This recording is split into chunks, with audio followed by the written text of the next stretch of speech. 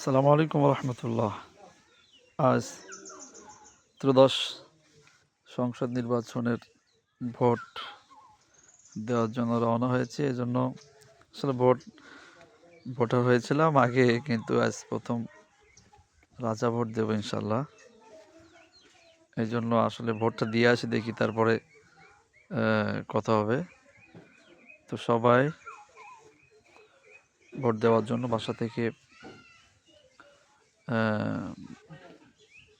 রওনা হন। সবাই ভোট দিবেন, কোনো সমস্যা নাই।